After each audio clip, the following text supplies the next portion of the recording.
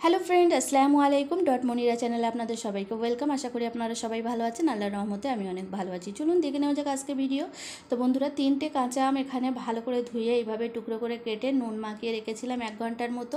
আর ভাজা মশলার জন্য 2টো নিয়ে নিয়েছি শুকনো লঙ্কা, আর এখানে নিয়েছি হাফ চামচ জিরে আর হাফ চামচ মৌরি আর হাফ চামচ 5 ফোড়ন। এটাকে শুকনো খোলায় ভালো করে ভেজে নেব, হালকা ভেজে নিতে হবে।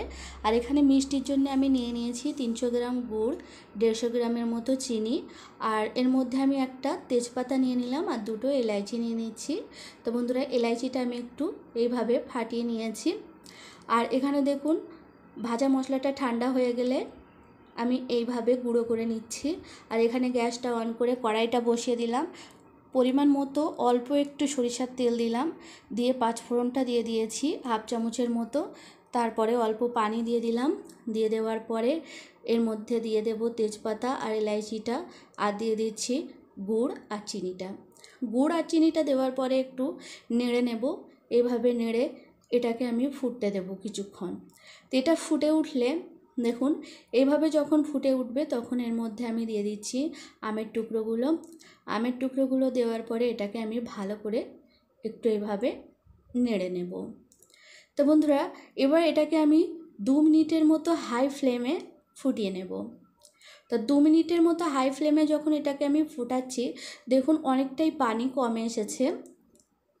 এরকম অনেকটাই পানি কমে এসেছে, তখনই আমি যে ভাজা মশলাটা বানিয়ে নিয়েছি সেই ভাজা মশলাটা এর মধ্যে আমি দিয়ে দিচ্ছি। এইভাবে দিয়ে দেওয়ার পরে আমি একটু নাড়াচাড়া করে নেব। দেখুন, ভাজা মশলাটা দেওয়ার সঙ্গে সঙ্গে কালারটা কত সুন্দর চেঞ্জ হয়ে গেছে। ভাজা মশলাটা দেওয়ার পরে আমি 3 মিনিটের মতো মিডিয়াম ফ্লেমে এটাকে ফুটিয়ে নিয়েছি। দেখুন কালারটা কত সুন্দর হয়েছে আর অনেকটাই গাঢ় হয়ে এসেছে। 3 মিনিট হয়ে গেলে আমি এটাকে পরিবেশন করে দেব। তো বন্ধুরা, আপনারা যারা আমার চ্যানেলে নতুন এসেছেন, এখনও আমার চ্যানেলটিকে সাবস্ক্রাইব করেননি, প্লিজ বন্ধুরা আমার চ্যানেলটিকে সাবস্ক্রাইব করে আমার পাশে থাকবেন। আপনাদের ছাড়া এগিয়ে যেতে পারবো না।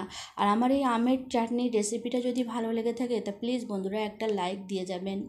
তো দেখুন, এইভাবে আমি এটাকে বানিয়ে একটা পাত্রের মধ্যে ঢেলে নিয়েছি। আর এখানে আমি স্টিলের পাত্রের মধ্যে ঢেলে নিয়েছি ঠান্ডা করার জন্য, পরে এটাকে কাচের বয়ামের মধ্যে আমি ঢেলে নেব। তো বন্ধুরা, স্টিলের মধ্যেই আমের চাটনি বেশি দিন রাখলে এটা অনেকটাই টক হয়ে যায় আর এর স্বাদটা একদমই ভালো থাকে না। সেজন্য ঠান্ডা করে নেওয়ার পরে এটাকে কাচের বয়ামের মধ্যে উঠিয়ে নেবেন, তাহলে এটা অনেক দিন ধরে ভালো থাকবে। আর দেখুন, দেখতেও কত সুন্দর হয়েছে। আর এটা যখন ঠান্ডা হয়ে যাবে আরও বেশি গাঢ় হয়ে যাবে, এর মশলাটা পুরো গায়ে মেখে যাবে। তো বন্ধুরা, আজকের আমার এই রেসিপিটা ভালো লাগলে প্লিজ একটা লাইক দিয়ে